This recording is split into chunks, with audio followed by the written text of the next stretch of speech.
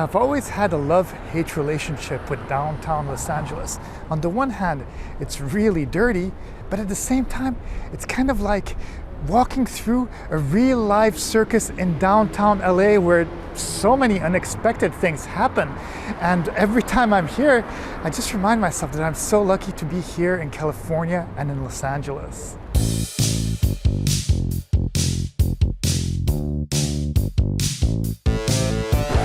Hey guys, and welcome to downtown Los Angeles. In this episode, we're going to be exploring Broadway Boulevard, which is a really historic street in downtown LA. And the reason that we're choosing this place is because, well, this street kind of resembles downtown New York with its high-rise buildings and a lot of history.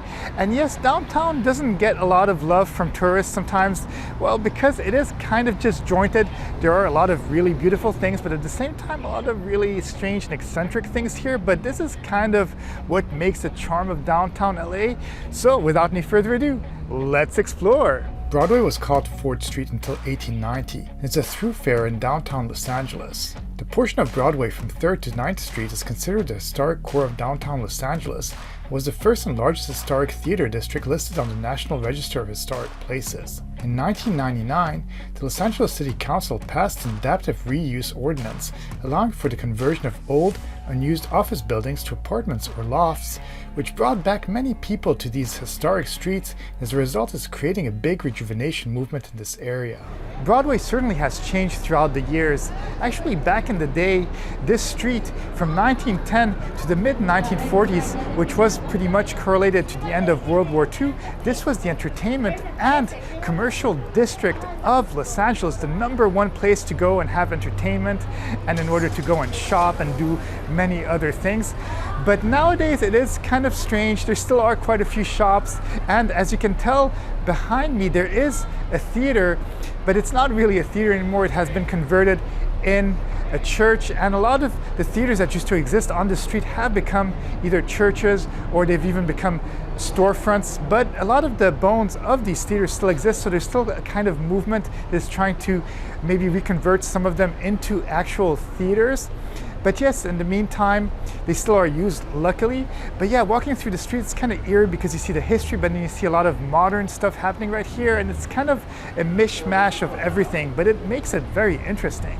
Stretching for 6 blocks from 3rd to 9th Street, the district includes 12 movie theaters built between 1910 and 1931. By 1931, the district had the highest concentration of cinemas in the world, with seating capacity for more than 15,000 patrons. Broadway was the hub of LA's entertainment scene, a place where screen goddesses and guys in fedoras rubbed elbows with army nurses and aircraft pioneers. In the years after World War II, the district began to decline as first-run moviegoers shifted to the movie palaces in Hollywood, in Westwood Village, and later to suburban multiplexes. Also, as Anglo moviegoers moved to the suburbs, many of the Broadway movie palaces became venues for Spanish-language movies and variety shows. If you're here in downtown LA, there's one place that you really cannot miss, and it's the Grand Central Market, which has existed here since 1917, so over 100 years. It used to be called the Wonder Market, and it's the biggest and coolest market here on the West Coast, and it's really cool because they have so many different kind of restaurants, so many different kinds of cuisine, and I must add that it is really authentic. So if you're looking for authentic Korean cuisine, authentic Japanese cuisine, authentic Mexican cuisine, authentic Chinese cuisine, well, this is the place to come because they really have such a wide variety of places. And on the bottom floor they also have a sort of little bazaar where they sell a bunch of trinkets and a bunch of clothes and a bunch of different things. But yes, it is so cool, and when you're walking through the aisles you can smell all the different types of cuisines, and it's really such a great place to be at. It's a great place to visit, and really what makes downtown such a cool place to visit. When the doors first opened in October 1917, the Wonder Market, as it was then called, filled the entire ground floor of the Beaux Arts style Homer Loughlin building, which was the region's first steel-reinforced fireproof structure. At the time, Los Angeles was the country's 10th most populous city, and downtown was the epicenter of a flourishing metropolis. Through the years, Grand Central Market has undergone many interior cosmetic changes, such as a tile facade which was added in the 1960s and then another major renovation in the 1990s. As part of the 90s restoration project, residential units were added, thus creating a true mixed-use developments in Los Angeles. The exterior facade, however, has remained true to its heritage and is still a prime example of the architecture of a bygone era. I have been praising the Grand Central Market for its delicious food, so I couldn't help myself. I did have to get some food, and I went for some Korean chicken, which is really, really good. There's chicken, there's noodles, there's some kimchi, and there's some rice, which I think all of this is pretty healthy. And it wasn't too expensive, between $10 to $15. I paid $12, but all the stands are between $10 to $15. And as I did say, it's pretty authentic, so, well, it is lunchtime here, and I am going to enjoy this food. So good, so good. I love it. Today, the market's 40 stalls are home to not only an LA blend of legacy vendors like China Cafe and Roast to Go, rising stars, and success stories from the city's buzzing food scene. The market is a microcosm of the historic immigrant communities that have shaped Los Angeles, a mosaic of the creativity and vision of the people who called the city home. Right next to the Grand Central Market, we have the Angel's Flight, which is a railway station that goes from Hill Street to Grand Avenue up Bunker Hill, and it is one stop, so it is dubbed the shortest railway in the world, and it has existed since 1901. So, well, basically this train station is over 120 years old, which kind of blows my mind, and it is a tourist attraction, but it is a really cool tourist attraction. It only costs $1 to take this train, or 50 cents if you have a tap card, which is the local Metro card for people in Los Angeles.